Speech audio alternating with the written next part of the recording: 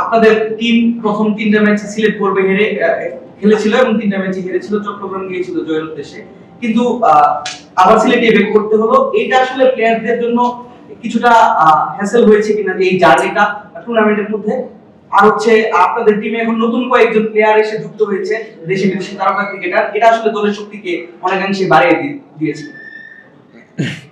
আসলে হ্যাসেল বলতে কিছু হয়নি। আমরা যেহেতু প্লেয়ার হয়েছি, এগুলো একটু সাপোর্ট করতে হবে, আসা যাওয়া এগুলো আসলে ওরকম কিছু মনে করি না। আর যেটা বলছেন যে সৌম্য ভাই, নই ভাই আসছে, আশা করি যে টিমটা আরো অনেক ব্যালেন্স হয়েছে আমাদের ব্যাটিং সাইড।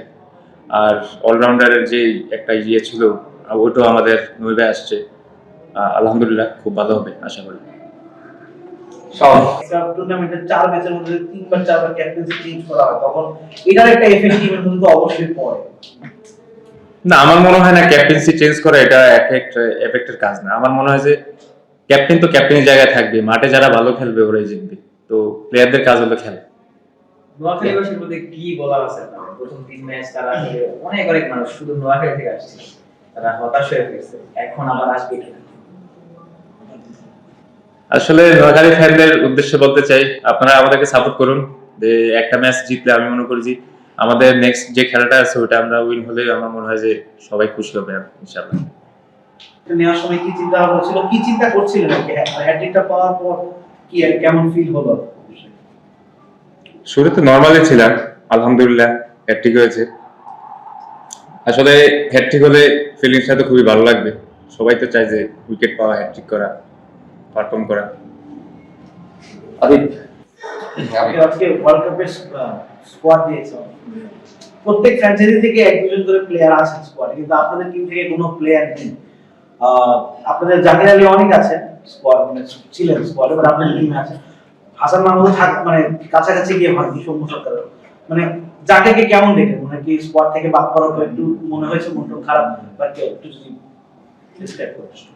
আমি যদি প্রফেশনাল হইতে বলি, আসলে যেহেতু আমরা ক্রিকেট প্লেয়ার, ব্যাড টাইম যাবে, ভালো টাইম আসবে, এটাই তো আমি আশা করি যে ও এই টাইমগুলা আবার ব্যাক করবে, আশা করি বিপিএল এর মাধ্যমে। যেহেতু খারাপ টাইম যাচ্ছে, তো আপনাদের সাপোর্ট, আমাদের সাপোর্ট সবারই লাগবে আশা করি। প্রথম 3টা ম্যাচ হেরেছেন, ক্রিকেটে হার জিত থাকবে, কিন্তু আপনারা যদি ফাইন্ড আউট করেন কি ল্যাকিংসটা কি ছিল আসলে? ল্যাকিংসটা বলতে আসলে হারছি, এটা তো আসলে এখন আমি কিছু বলতে চাচ্ছি না। একটা ম্যাচ জিতার পর আসলে সবকিছু ঠিক হয়ে যাবে আমি আশা করি। আর ব্যাটিংটা আমাদের মনে হয় ব্যাটিংটা আরেকটু ভালো করলে ভালো হয়, বোলারদের জন্য সহজ হয়ে যায়। তো আমাদের দিন শেষে কিন্তু বোলার ব্যাটসম্যানরা রান করতে হবে, রান করতে পারলে আশা করি যে বোলারদের জন্য ইজি হবে।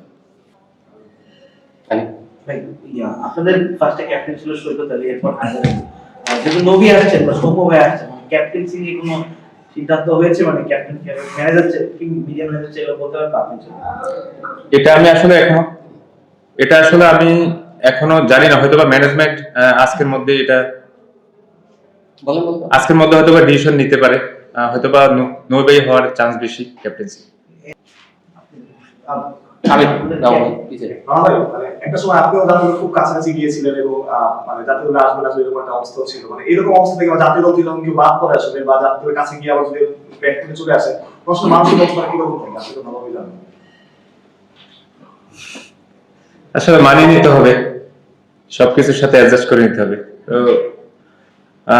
চাবো যে ওই টাইমটা যতটুকু ওভারকাম করা যায়। আমাদের কাজ হলো পারফর্ম করা, ঠিক আছে? বাদ পড়বো আবার ডুববো, এটাই স্বাভাবিক। সব ধরনের খেলার খবর পেতে সাবস্ক্রাইব করুন, সঙ্গে থাকুন খেলার পাতার।